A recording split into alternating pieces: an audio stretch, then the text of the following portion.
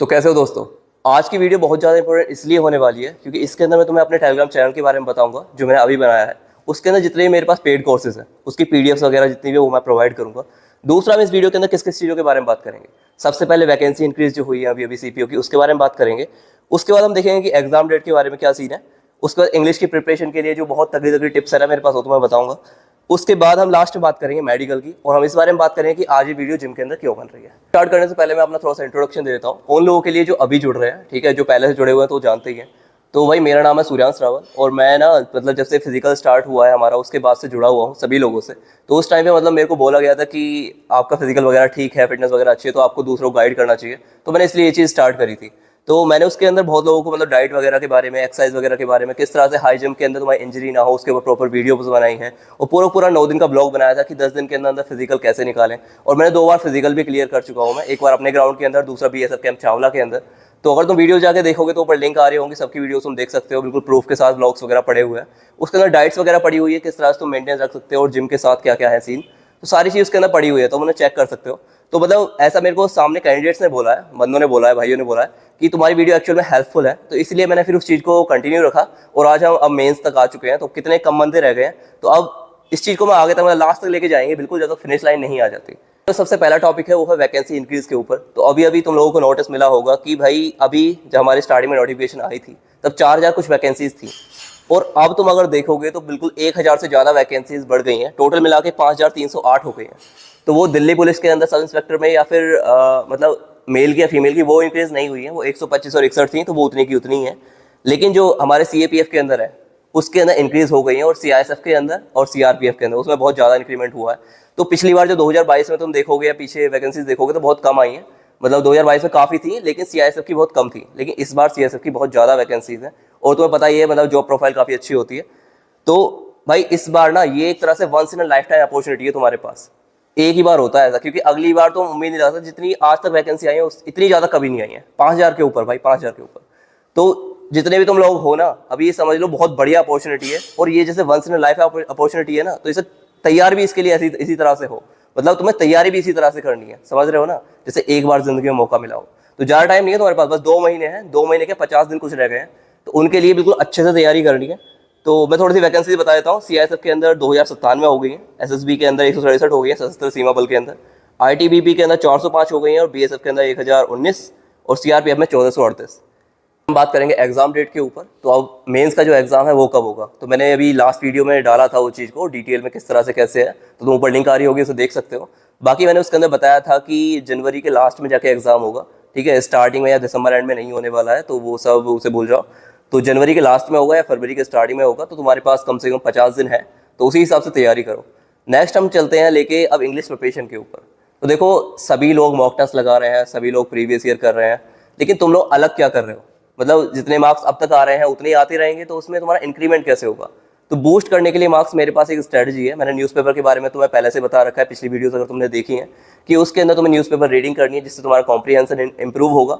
और साथ साथ तुम्हें क्या है कि ऐसा फायदेमंद क्यों होती है वो चीज़, क्योंकि न्यूज़पेपर के अंदर डायरेक्ट सेंटेंसेस आते हैं और उन्हें डायरेक्टली ऐसे ही उठा लिया जाता है। अगर तुम एग्जाम्स में अगर ठीक से देखोगे ना तो उसी में मिलते हैं। तो न्यूज़पेपर पढ़ा होगा तुम्हें आइडिया होगा कि हाँ एक्चुअल में ऐसा ही हो रहा है। तो उसके बाद तुम्हें देख के आइडिया लगता है कि क्या चीज़ गलत है क्या चीज़ सही है, और कॉम्प्रिहेंशन तो इंप्रूव तुम्हारी हो ही जाती है, ठीक है। तो न्यूज़पेपर में आने वाली जो वोकेबलरी है वो भी बहुत ज़्यादा लगती है। तो उसके मैंने 11 लेक्चर्स डाल चुका हूँ मैं। तो उसके अंदर 30-40 वर्ड है हर एक लेक्चर के अंदर, तो कम से कम ऐसे ही 300-400 वर्ड हो गए होंगे। तो वो उन्हें तुम देख सकते हो जाके, पीछे प्लेलिस्ट पड़ी हुई है। बाकी अब अलग क्या होगा, देखो मेरे पास पेड कोर्सेज है, तो उसके अंदर मैं बताता हूँ तुम्हें कुछ 1250 इडियम्स फ्रेजेस हैं, और 1250 के आसपास ही हमारी वो है वन वर्ड सब्स्टिट्यूशन, और 450 के आसपास पैराजम्बल्स की प्रैक्टिस के लिए सेट पड़ा हुआ है। तो मैं बोलता हूँ कि ये 1250 इडियम फ्रेज तुमने कर ली और ये 1250 वन वर्ड सब्स्टिट्यूशन कर लिए, तो तुम्हें कहीं और से कुछ करने की जरूरत ही नहीं है। मतलब इनसे अलग कुछ आएगा ही नहीं। और देखो अभी इतनी सारी तुम्हें करने की जरूरत नहीं है, मैं तुम्हें बताता हूँ। इसके अंदर अगर 100 तुम पढ़ोगे ना, 50 तुम पढ़ोगे, उसके अंदर से 9-10 ऐसी होती हैं जिन्हें तुम एक्चुअल में याद करना, तुम मतलब याद करना पड़ेगा। बाकी जो 40 होती है उन 50 में से वो ऐसे होती है नॉर्मली तुम देख के समझ जाओगे इसका मीनिंग ये है। तो वो जो बची हुई 10 या 8 है उन 50 के अंदर से, उनकी मैं हर रोज शॉर्ट वीडियो डाल रहा हूँ, तुम अगर देखोगे तो वो भी पड़ी हुई है। तो बस तुम्हें लास्ट में जाके क्या फायदा होगा इससे बस ये है कि लास्ट में जाके तुम्हें बस वही रिवाइज करनी होगी, तो 150-200 कुछ रह जाएंगी। तो देखो कितना ज़्यादा तुम्हारे लिए मतलब कन्वीनियंट हो गई हैं चीज़ें। तो इस तरह से तुम अगर चैनल को फॉलो करते रहोगे तुम्हें पता लगता रहेगा किस किस तरह से मैं डाल रहा हूँ। उसके अंदर क्या है कि 450 पैराजम्बल्स हैं, तो वो भी मैं डालूंगा, तो उन्हें तुम चेक कर सकते हो। तो उसके लिए पूरी प्लेलिस्ट बना दूंगा मैं। बाकी क्रिएट किया है, उसका नाम है द फिट दरोगा, तो उसकी लिंक नीचे आ जाएगी, तो उसे तुम टैप करोगे तो उसके अंदर मैं जितने भी मेरे पास पीडीएफ वगैरह है जो भी है वो सब मैं वहाँ पे प्रोवाइड करा दूंगा। कि मॉक टेस्ट वगैरह लगा रहे हो तो डेली मतलब मॉक टेस्ट मत लगाओ, उन्हें ना उसकी फ्रीक्वेंसी ऐसे रखो कि 3 दिन में एक लगाओ, क्योंकि उससे कोई फायदा नहीं है ना इतना डेली डेली लगाने से। वो तो तुम्हें बस लग रहा है कि तुम प्रीवियस ईयर लगा रहे हो तो ज़्यादा फायदा हो रहा है, एक्चुअल में होता नहीं है। बाकी देखो वो 1200 का जो मैं बता रहा था उसके अंदर एक और सीन है कि अगर तुम हर रोज 50 करोगे ना तो तुम्हारे 20-25 दिन में ही खत्म हो जाएगा, तो कोई नुकसान नहीं है साथ के साथ करने में। और कोई तुम्हें काम है नहीं तो मतलब उस चीज़ को तुम कर सकते हो ना साथ के साथ, नौकरी चाहिए तो। और इस बार जैसा मौका तो मिलेगा नहीं दोबारा, तो उसे करो तरीके से, ठीक है। दूसरा अब हम बात करते हैं कि देखो ये जो सीपीओ है ना, ये और चीज़ों की तरह नहीं है एसएससी की तरह, क्योंकि उस सब में तो बस एक चीज़ होती है कि पढ़ाई करो स्कोर बढ़िया आ रहा है तो हो जाएगा। इसके अंदर ना इतने फेस होते हैं इसके कि अब तुम लगा लो लाखों में से 1000 में रह गए हैं बस। तो किस चीज़ की वजह से, बीच में फिजिकल भी है हमारा और मतलब हाइट मेजरमेंट्स वगैरह सब चीज़ें हैं, और मतलब इतने सारे फैक्टर्स होते हैं जिन पर ये चीज़ें डिपेंड करती है। तो अभी एक और फैक्टर है, इंग्लिश का तुम्हारा एग्जाम निकल भी गया तो मेडिकल भी तो है ना, तो मेडिकल के अंदर इतनी सारी चीज़ें होती हैं, मीज़र होती हैं सारी चीज़ें, तो उसके अंदर भी बहुत लोग बाहर होते हैं। तो तुम बाहर नहीं होना चाहते तो मैं तुम्हें बताता हूँ कि ये जिम में क्यों बन रही है वीडियो। तो फिटनेस के लिए, हेल्थ फिटनेस के लिए, मतलब जो इंटरनल चीज़ें होती है ना हमें पता नहीं होती कई बार कि हमारे अंदर क्या दिक्कत है, ऑर्गन्स के अंदर किसके अंदर क्या बीमारी हो रही है। तो अगर तुम डेली डेली एक एक्सरसाइज मतलब हेल्दी रूटीन फॉलो करना है, ये नहीं होता कि यहाँ पे अगर तुम्हें हैवी लिफ्टिंग करनी है या बहुत ज़्यादा वो करना है, प्रॉपर एक्सरसाइज वगैरह करो, स्ट्रेचिंग वगैरह करो, और मतलब हल्का हल्का वेट लो, बिल्कुल जैसे बिगनर होता है इस तरह से स्टार्ट करो। और डाइट वगैरह के लिए तुम मेरी वीडियो चेक कर सकते हो, जो 9-10 दिन का मैंने पूरा डाला था व्लॉग, उसके अंदर एक एक चीज़ के बारे में और एक्सरसाइज के बारे में कौन कौन सी कैसे कैसे करनी चाहिए, सारी एक्सरसाइज उसके अंदर पड़ी हुई है, सारी डाइट उसके अंदर पड़ी हुई है, तो तुम्हें कहीं और जाने की जरूरत नहीं है। बाकी अभी भी तुम्हें कोई डाउट है तो जाके इंस्टाग्राम पे मेरे को डीएम करो अपने उस एडमिट कार्ड के साथ जो तुम्हें फिजिकल के बाद मिला था, तो उसी के बाद में रिप्लाई करूंगा, तो तुम्हें बिल्कुल सारी गाइडेंस मैं दे दूंगा। तो कहाँ मिलेगा तुम्हें ऐसा मौका भाई, फिटनेस विटनेस सब चीज़ बताई जा रही है। तो अब देखो जिम से क्या क्या फायदे हैं। देखो जिम के अंदर जाके अगर तुम यहाँ पे स्क्वाट्स वगैरह लगाते हैं, बहुत चीज़ें लगाते हैं, तो नॉक नीज की प्रॉब्लम होती है, तुम्हारी वेट मेंटेनेंस की प्रॉब्लम होती है, और हमारी उसके बाद बीपी मेजरमेंट, ब्लड हेल्थ वगैरह, ये सारी चीज़ें डाइट वगैरह से इंप्रूव होती है तुम्हारी। और एक अगर डेली डिसिप्लिन में बॉडी को रखोगे ना तो वो ओवरऑल हेल्थ जो तुम्हारी है वो अच्छी होगी। मतलब गाइडेंस अच्छी हो तो चीज़ें सही चलती हैं। मतलब इसके अंदर बहुत सारी चीज़ें होती है, जैसे इंजरी वगैरह के चांस होते हैं, तो तुम जाके हैवी लिफ्टिंग थोड़ी करनी है तो इंजरी कैसे होगी। दूसरा सब्सटेंस यूज़ होता है, मतलब स्टेरॉइड्स बोलते हैं। अगर तुम जाके जिम के अंदर जाओगे, कुछ बंदे तुम ऐसे मिल जाए जो बोलने लगे कि भाई ये ले ले वो ले ले तेरा शरीर ऐसा हो जाएगा, तो इन चक्करों में पड़ोगे तो फिर तो खराब ही होगा। तो मैं हूं ना उसके लिए, तुम मेरे से बात करो सीधा। और तो कंसल्टेशन बहुत जरूरी है। और दूसरा एक और चीज़ है कि अगर तुम्हारी किसी पर्टिकुलर ऑर्गन की सर्जरी वगैरह तुमने कराई है मेडिकल के लिए, तो उस टाइम पे उस केस के अंदर तुम्हें पहले डॉक्टर से कंसल्ट करना है जब भी ज्वाइन करना। मैं ये नहीं बोल रहा हूँ कि कैसे भी हो सब जाकर ज्वाइन कर लो। तो अगर तुम्हारी सर्जरी वगैरह हुई है ना तो पहले बात कर लो कि ये चीज़ के लिए ठीक रहेगी, तो अभी उसके बाद ज्वाइन करो।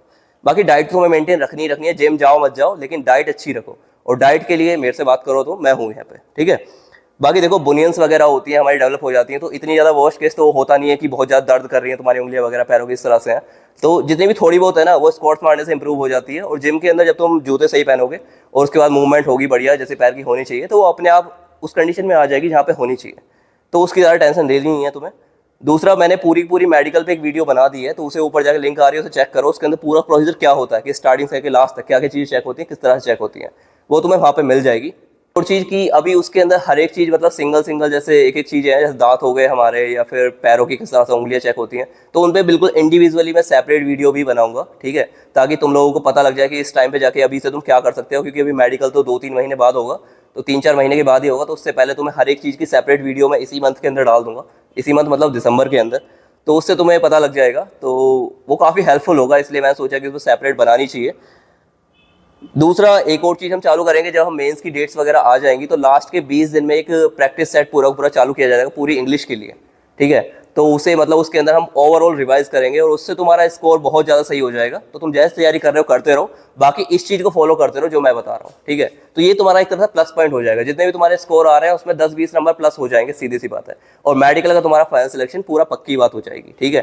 तो जो भी चीज़ तुम्हारे पास है उसको हार्नेस करना सीखो, उसका मतलब उसकी हेल्प लेना सीखो, और जो चीज़ तुम्हें इस टाइम में प्रोवाइड हो रही है उसके लिए ग्रेटफुल हो। बाकी आज की वीडियो को यहीं तक रखते हैं। Thank you.